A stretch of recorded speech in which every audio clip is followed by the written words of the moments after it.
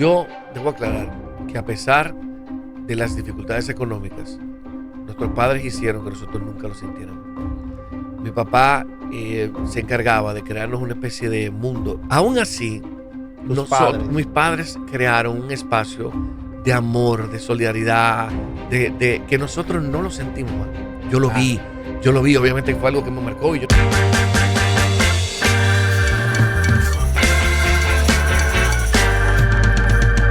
Bienvenidos a un capítulo más en Negocios y Bendición. Hoy sumamente contento porque tenemos un invitado sumamente especial.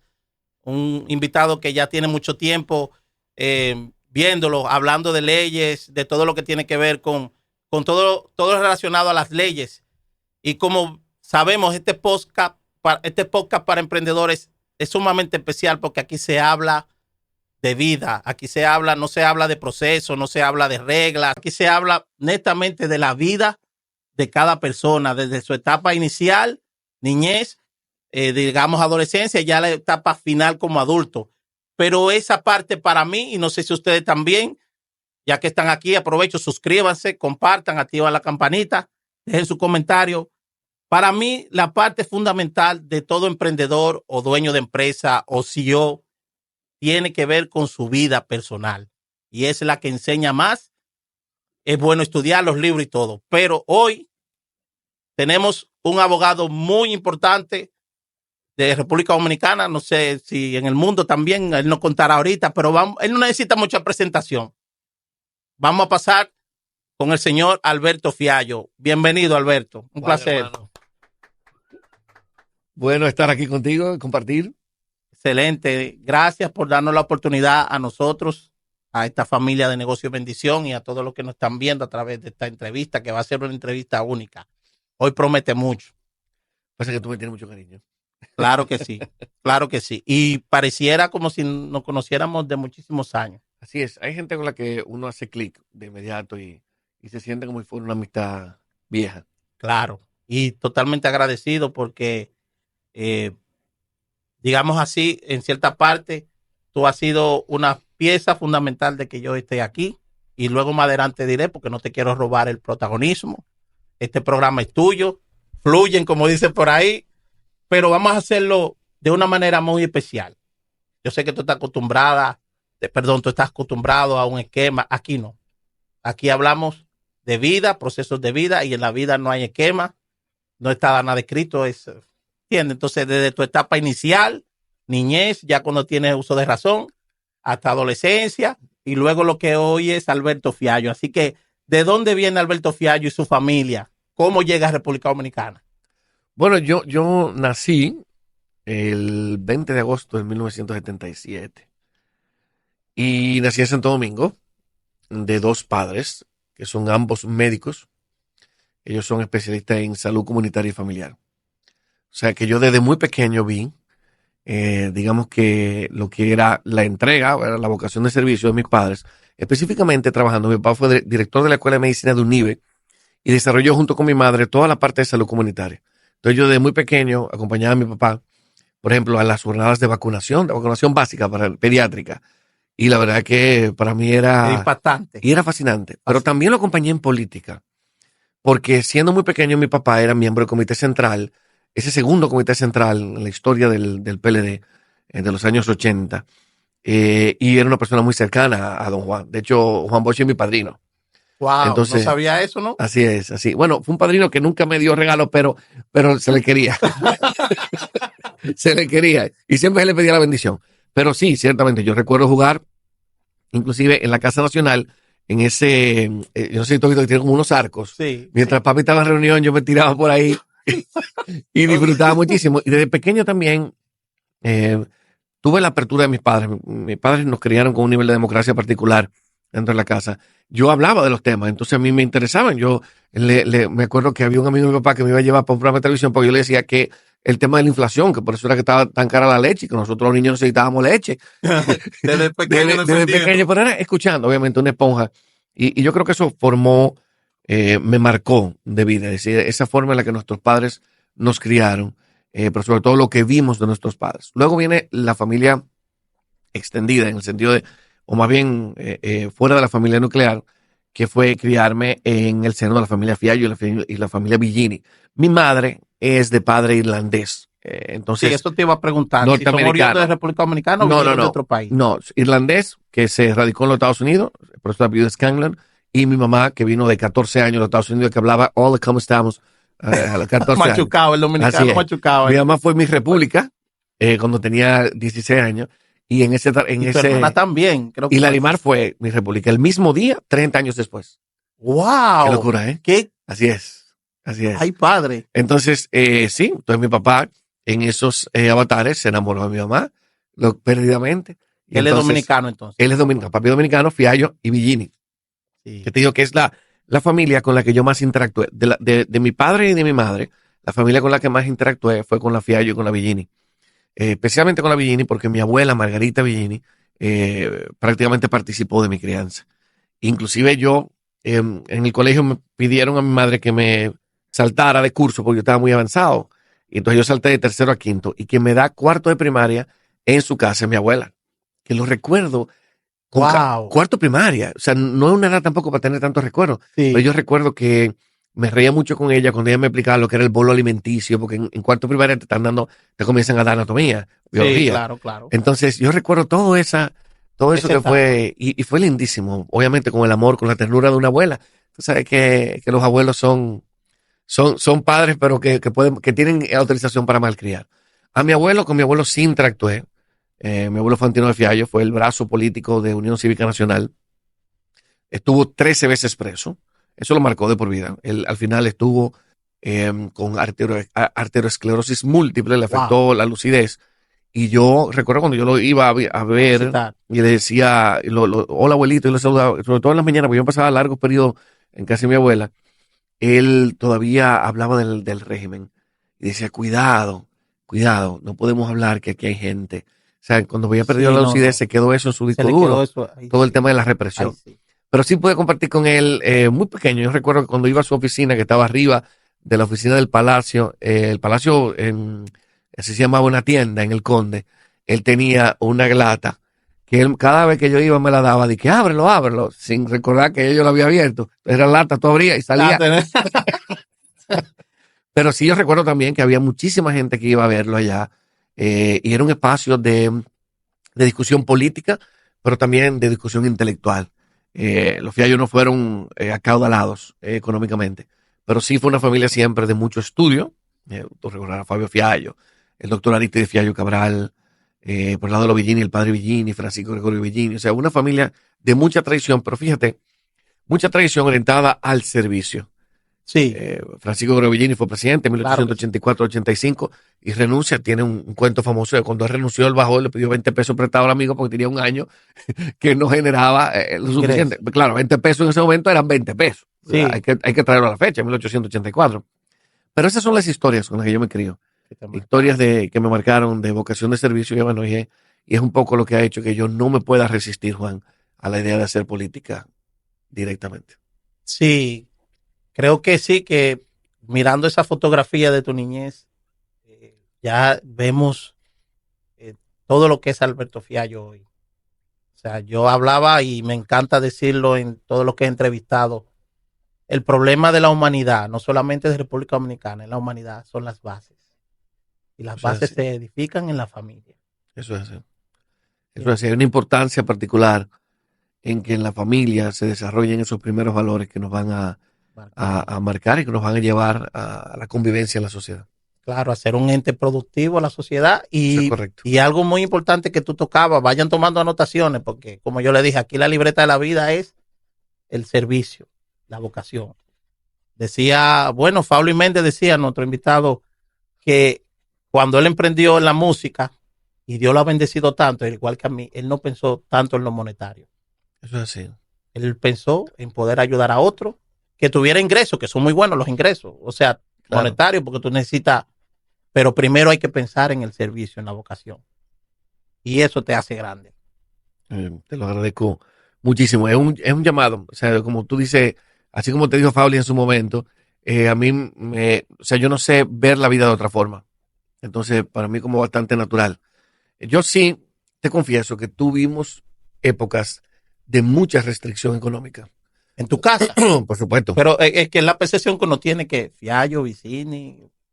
No, acuérdate, le pusiste el Vicini, o sea, me subiste como $1,000,000,000. ¿Tú sabes que a mí se me ha pasado? Me pasó, de hecho, recientemente con una cajera en el supermercado que me dice, Fiallo Vicini. No, es que no. Porque es que yo miro mi cuenta de banco y no me da. No llega No da ese número. Vicini.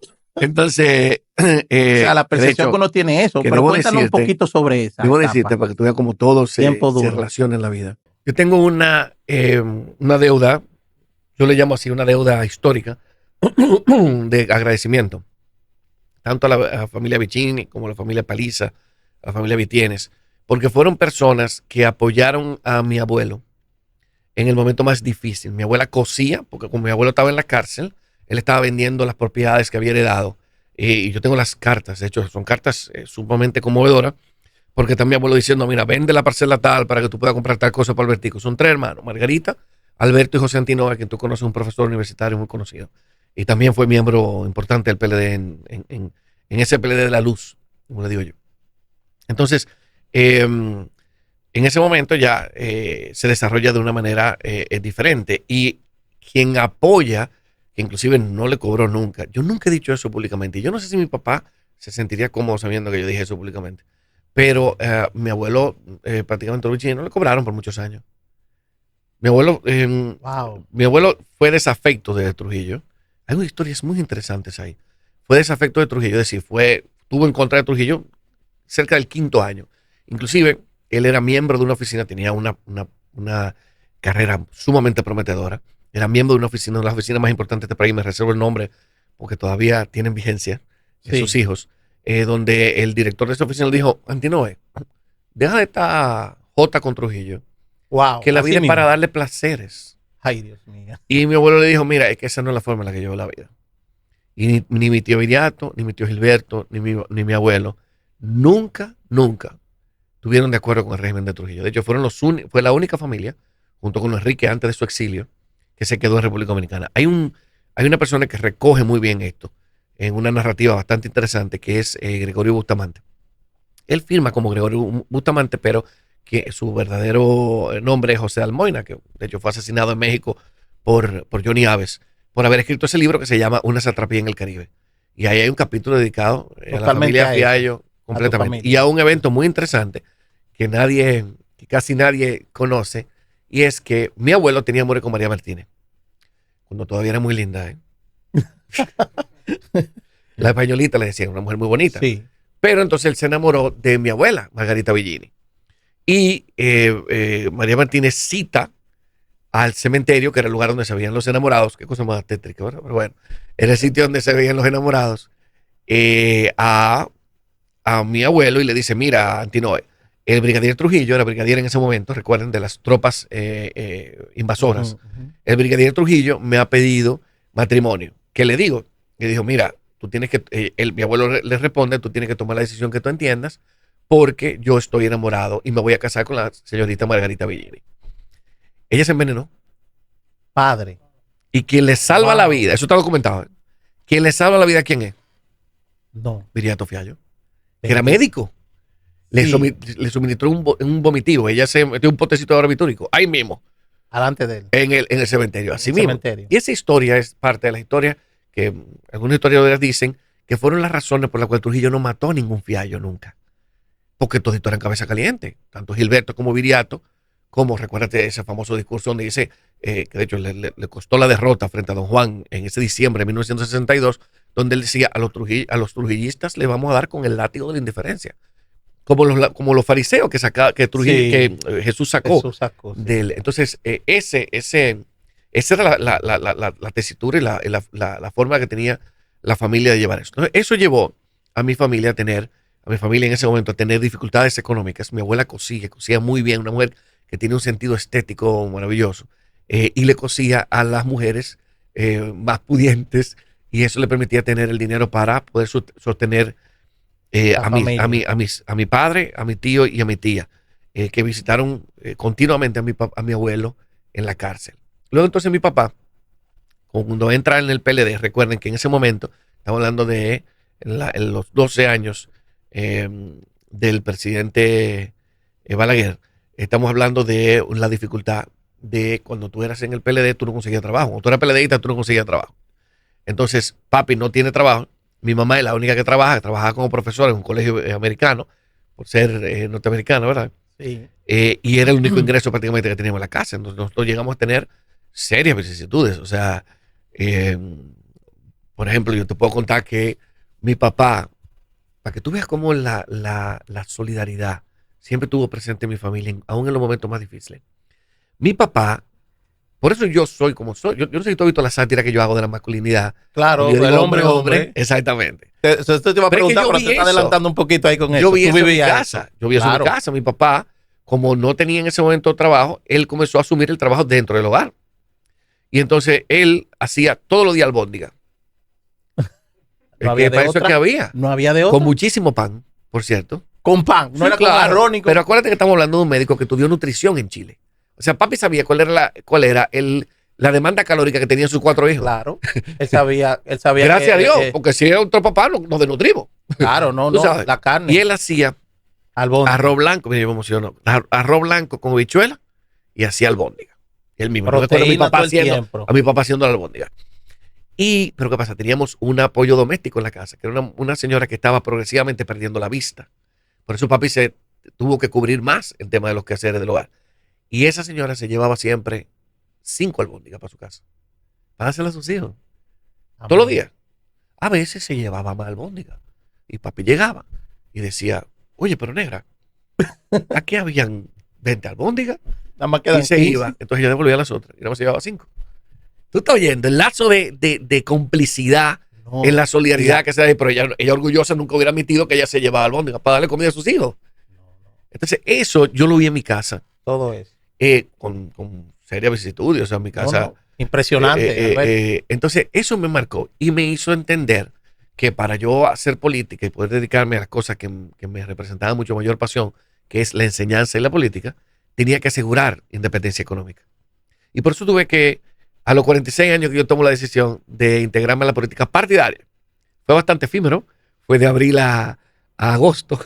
Sí, muy efímero. Porque Opción Democrática decidió hacer alianzas con los partidos tradicionales. Yo creo que hay una oportunidad de oro en la ciudadanía dominicana de construir candidaturas independientes que permite ya a gente como Juan Burgos, como Fauli, que tú lo mencionaste, sí, como Gustavo, que nos está apoyando aquí, aún su condición de extranjero, para que pueda hacer política. Claro, política independiente. Creo que eso es una vertiente muy buena. Tú has cimentado bases y veo algunos casos más también. Darían Vargas también está es muy haciendo interesante. política. Darian, me encanta la figura de Darian. Yo no he tenido la oportunidad de conocerlo. Compartimos un día en el show del mediodía, donde él estaba exponiendo.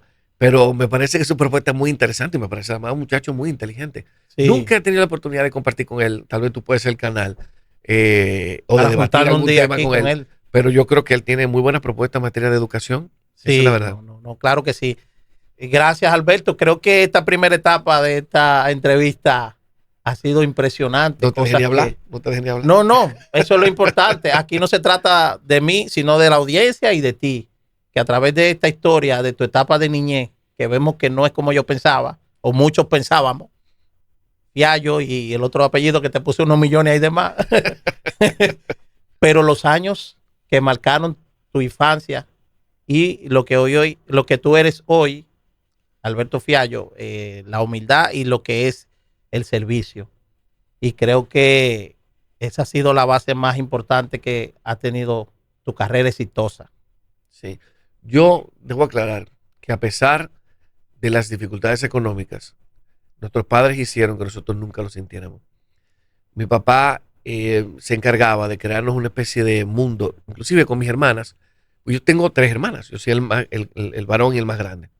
Como mi papá fue criado, como mi abuelo estaba preso, estaba criado por las tías Villini y las tías Fiallo.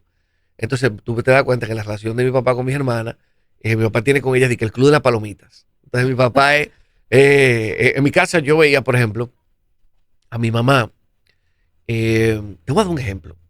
A mi mamá se le queda, nosotros teníamos un Lada. No sé si sabes qué es ese carro. Sí, mi papá tenía un Lada también. Ah, perfecto. Lo conozco perfectamente. Genial. Este era un Lada que honestamente ese carro no era una porquería, sino esa porquería era un carro. Eso era un carro. Porque además de que estaba chocado por todos lados. Bueno, señores, nosotros estábamos parados una vez y un camión de la casa dobló. Y le llevó no, con nosotros. Dobló con nosotros y siguió con nosotros. Entonces, obviamente no había dinero para arreglarlo. O sea, el carro era un abolle completamente. Yo me acuerdo que la silla de al lado se le rompieron la base. Entonces, como tú acelerabas, era un carro mecánico, el que estaba atrás. Y yo quiero que tú veas un consultor inglés que vino a visitar, era Street Kids International.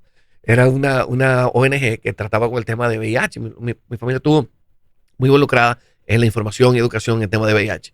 Y este consultor internacional, tipo inglés, me recuerdo su nombre, como era Thomas Bagley. El primer viaje. Nombre científico, Thomas. No, hombre, ya tú sabes, viene de Inglaterra. Cuando ese señor ha hecho así, que mi papá acelerado y ese hombre se ha echado para atrás, duró como 15 minutos riéndose. Porque imagínate, no ¿quién va a ver eso? O sea, ¿quién va a ver eso? Eso no se ve. Eso es demasiado folclórico. Pero el caso es que aún así, mis padres crearon un espacio de amor, de solidaridad, de que nosotros no lo sentimos, Juan. Yo lo vi, obviamente fue algo que me marcó y yo no quería nunca estar en la situación que mi papá vivió de tener que quedarse en la casa, asumir que no le dieran trabajo. Tú sabes, y eso fue algo con lo que yo luché. Pero nunca sentí, o sea, yo no te puedo decir que yo no me puedo victimizar. Eso fue una situación en mi vida como un rasgo de mi crianza, pero no un sufrimiento. Nunca tuve un sufrimiento. Y además también yo sí estaba entrenado. Que por cierto, tampoco he dicho que no sé si papi quisiera que dijera esto, pero bueno, yo estaba entrenado. En mi casa el portón siempre estaba cerrado, porque si venían los cobradores, había que decir que papi no estaba ahí. ¿Qué? No, pero nos tuvieron que desalojar como 2 veces. ¿También? Nos salvó la vida siempre mi tío, ese brillante abogado, Eric Raful. Aprovecho para mandarle un abrazo. Me salvaba la vida. Nos salvaba la vida. No, pero mira, aquí falta tal cosa. No, nosotros tuvimos a nivel de desalojo. Fue... ¡Wow! Bueno, fue una historia interesante. Te puedo seguir diciendo Alberto, porque no Tú quiero decirte hombre. Alberto de principio. No quiero decirte hombre. No, porque eso sobreentiende. Eso es sobreentiende. Aquí no encanta hablar de apodo. Tú eres el hombre. No, pero tú no te imaginas la cantidad de gente que me dice en la calle, el hombre. Sí, el hombre. Y no, de verdad, Alberto, tú diste en el clavo fundamental. Vamos a seguir llevando anotaciones. Tu familia a través de la base que se fundan a través del amor. Y si en una familia no hay amor, tú puedes tener todos los millones que tú mencionaste ahorita y no va a haber paz, no va a haber tranquilidad, no va a haber felicidad. Sí, porque si no hay amor, de nada sirve. ¿Entiendes? Sí. Entonces, cada vez que yo escucho a un invitado más que hablamos aquí, es Dios que pone palabras en sus bocas, porque la vida se trata de eso, del amor. Y dice una psicóloga y psiquiatra muy famosa, Marian Rojas, no sé si tú la has escuchado o has leído un libro de él, y ella cuenta de niñas que fueron, tú sabes, no voy a decir mucho la palabra, maltratadas sexualmente en esos países, sí. Y que ver esa niña que ella la trataba primero desde su vida, y ella decía que si primero ella no perdonaba al agresor o no amaba al agresor, por más terapia que ella le diera, siempre la iba a tener marcada su vida y no iba a salir a camino. Y ella decía que cuando esas personas pasaban al amor, ok, el hecho está ahí, le daba sufrimiento, pero no ese odio, no querer matar a la otra persona. De eso se trata. Porque a veces el amor no lo quieren pintar como en la película, pero de eso no se trata el amor, es muy diferente. Hay mucha potencia de amor en el perdón. En el perdón. Y es un reto el perdón. Hay que luchar constantemente contra la soberbia. Sí. La soberbia es una... y más en una sociedad como la nuestra, en una carrera como la que yo escogí. Sí, que ahorita vamos a hablar de eso, que ahorita hay más temas todavía. El derecho, todo el tema del egocentrismo, la soberbia, es algo con la que hay que luchar constantemente. Y todos hemos pecado en algún momento de soberbios. Yo le pido a Dios constantemente que nunca me deje creerme más especial que nadie. Esa es la verdad. Él se encarga de recordármelo. De alguna forma. De alguna forma. Eso es así. Sí, él manda sus ángeles y sus avispas. Eso es así. Tú sabes que nosotros una vez, te voy a dar un ejemplo práctico. Mi esposa y yo fuimos una vez, estábamos buscando casa. Queríamos una casa por los niños. Y nos metimos en un sector que se llama Los Pinos. ¿Sabes cuál es Los Pinos? En Lomina. No, Los Pinos. Eso en Arroyo Hondo. Ah, sí, los pinos de Arroyo Hondo, Nos metimos claro. en Los Pinos y salimos deforestados. Entonces, esos son ejemplos tú sabes, que tú dices, no, o sea, Dios te recuerda, mira, está bien, tú tienes que tener aspiraciones, eso es completamente natural, completamente sano, Claro. pero te recuerda, mira, hay etapas y tú vas llevando escalones en la vida. O sea, que esa deforestación sirvió para eso. Claro, claro que sí, claro que sí. No, creo que podemos pasar a la segunda etapa, que es ya cuando tú pasas a los estudios universitarios, que Claro que sí. tú tocabas un punto muy interesante. Tus padres son médicos. ¿Y de dónde es. te sale ese abogado? Bueno, yo primero traté de ser médico, pero ¿qué pasa? Yo me gradué a los 16 años y yo lo que quería hacer era comunicador. Yo quería ser como el Pachá. ¿Qué ejemplo? Yo quería ser como el Pachá. De hecho, logré presentar algunos videos en Mango TV. Yo no sé si tú te acuerdas de Mango TV. Creo Yo que sí. presenté algunos videos en Mango. Creo que me videos llega a la mente en AME. algunos episodios Sí. de Mango TV que te vi ahí Sí, como sí. presentador. De hecho, Charlie Mariotti, a quien aprovecho para saludar, era dirigente, él dirigía un programa que se llamaba Telemax y yo también apliqué ahí. De hecho, tengo una historia muy interesante con Freddy Vera, porque Freddy Vera abrió un casting para estudiantes, para jóvenes, hacer un programa que se llamaba Punto Joven. Y ganamos Annelies Ortiz Mirabal, yo no sé si tú la recuerdas, ella está viviendo en México, y yo. Pero el programa, de alguna forma, no ocurrió. No cuajó. Pero yo sí recuerdo a don Freddy reclamándome, porque en ese momento yo había salido de medicina, no había estudiado todavía, no había estado en derecho, reclamando que yo todavía no estaba estudiando. Y esa imagen tan paternal, tan potente, una persona también que conocía muy de cerca a mi familia, porque acuérdate que ellos también fueron antitrujillistas. La verdad que es algo que yo recuerdo con muchísimo cariño. Pero fíjate, yo siempre coqueteé con la comunicación. Pero ¿qué pasa? Llegó el momento en que yo tenía que decidir qué estudiar. Y mi papá me dio dos opciones: medicina o derecho. Arquitectura no era una opción, porque yo no tengo esa facilidad. Entonces comencé a estudiar medicina, hice 2 años de medicina en Intec. Pero yo era un muchachón, y honestamente, yo no era feliz estudiando medicina. No te veía ahí. Yo no me veía ahí. Y el director de la Escuela de Medicina, el doctor Raimundo Jiménez, uno de los pediatras más brillantes que tenemos en República Dominicana, que era el director de esa carrera, me llamó y me dijo: Alberto, yo sé lo que tú sientes. Déjame llamar a tu papá. Y él llamó a mi papá. ¿Él lo llamó? Sí. Porque él había estudiado medicina por mi papá. Porque él estudiaba biología marina. Y papi le había dicho: ¿qué biología marina, muchacho? Ven para acá para medicina. Conversaciones que no, claro. Ven a estudiar medicina para que tú cures gente. ¿Qué es lo que tú estás con animales? Me acuerdo yo que mi papá le dijo a mi mamá un día: ¿qué es lo que va a estudiar? Él va a trabajar conmigo aquí en el colmado. Así es.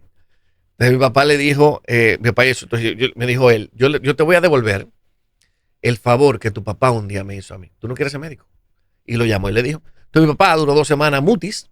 No, yo me imagino. Guapo conmigo, pero lo entendió. Sí, no lo entendió. Entonces yo entré en Bucamaima a derecho, y la verdad que fue otro mundo.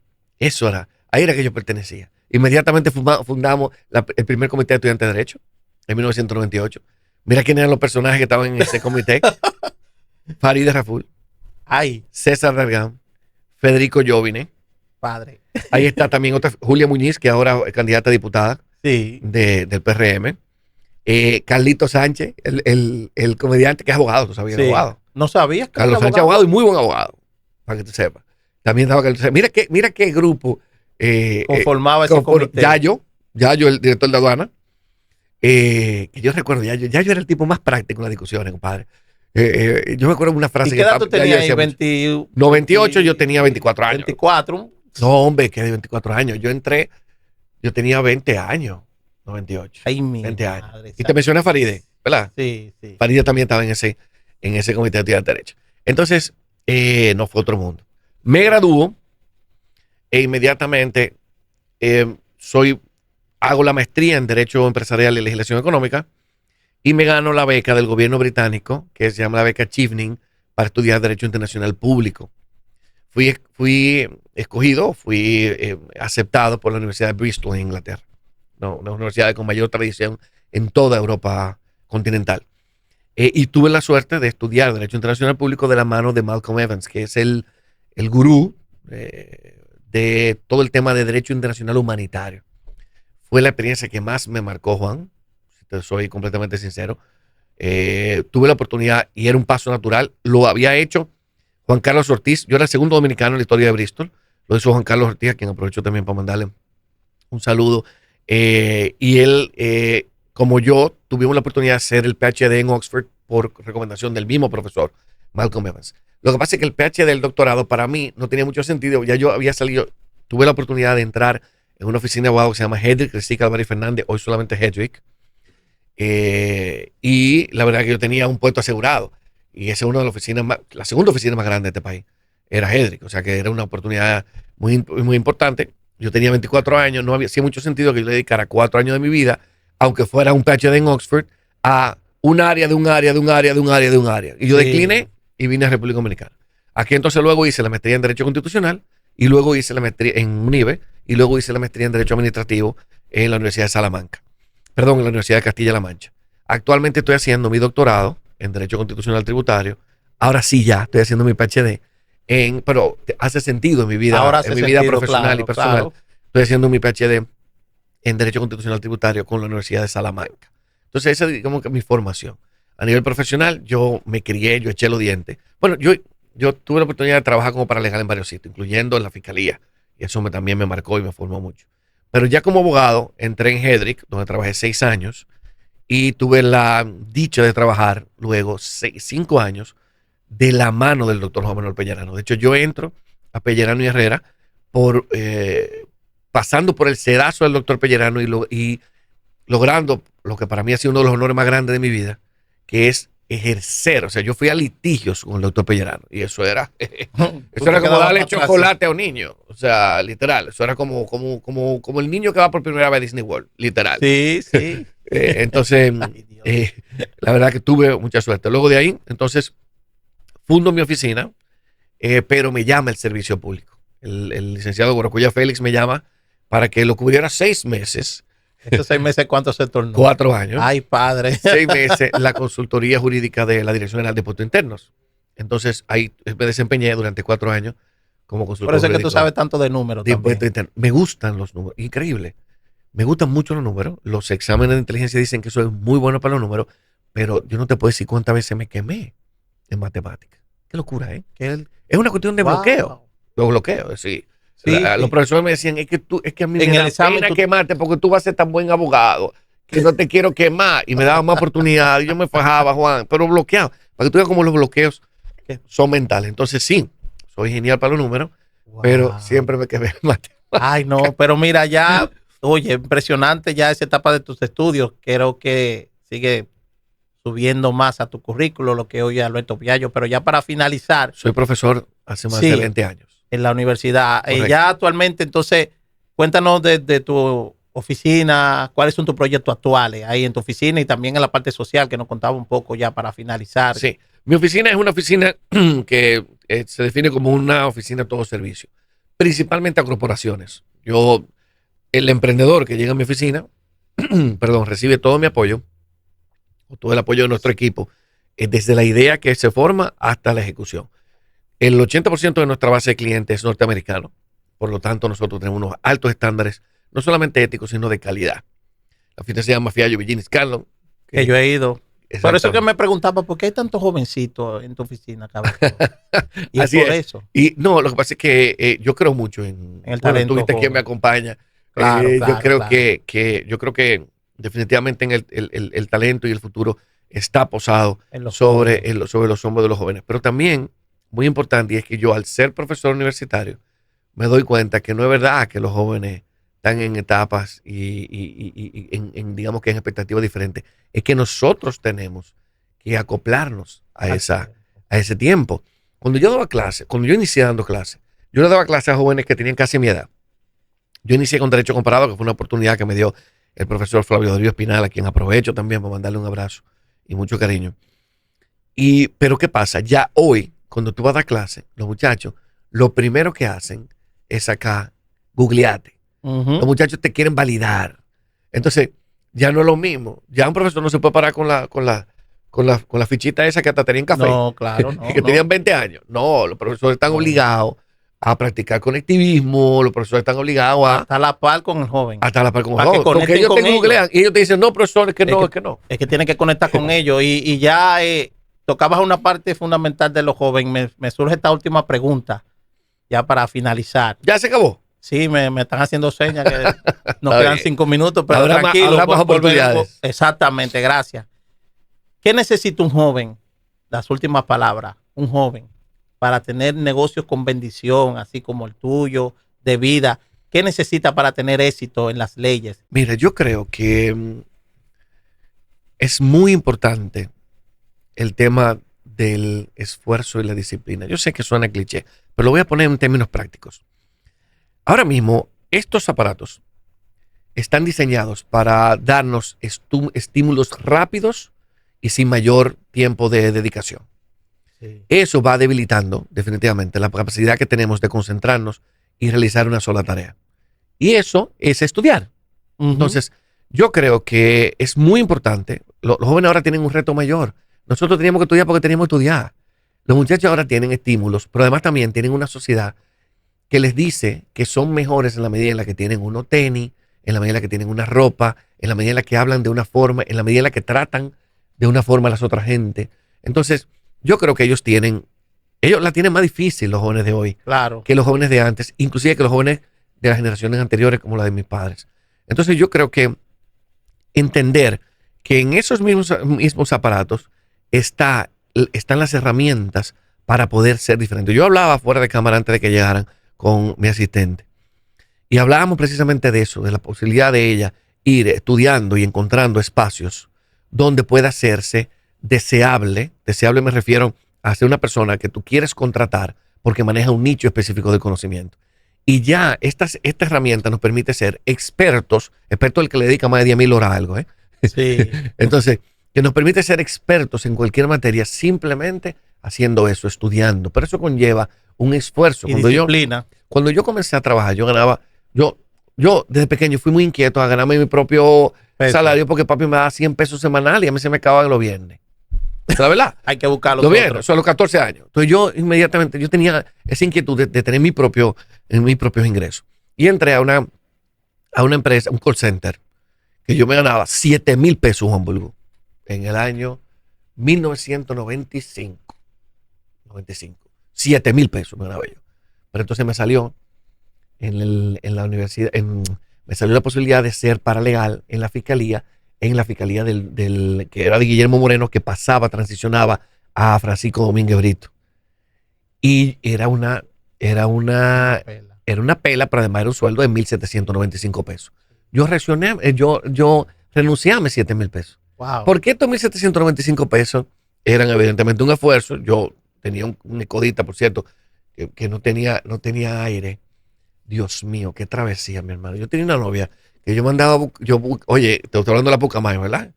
Yo la buscaba, ella trabajaba en el Banco Lepediaro. Yo la buscaba y ella salía, mira, de su airecito, ella, toda con su camisita blanquita, bonita, compadre. Mire, cuando se montaba en ese carro conmigo, que yo la llevaba en papá. Suda, compadre. Eso es amor. Eso es amor. Eso es amor, líder. Eso es amor. Entonces, lo que te quiero decir con eso es que hay esfuerzos, hay momentos en que se hacen esfuerzos en la vida para poder alcanzar mucho mejor vida. Exactamente. Y gracias yo creo por que esas esa sería la palabras única finales. solución. Ya nos estamos despidiendo.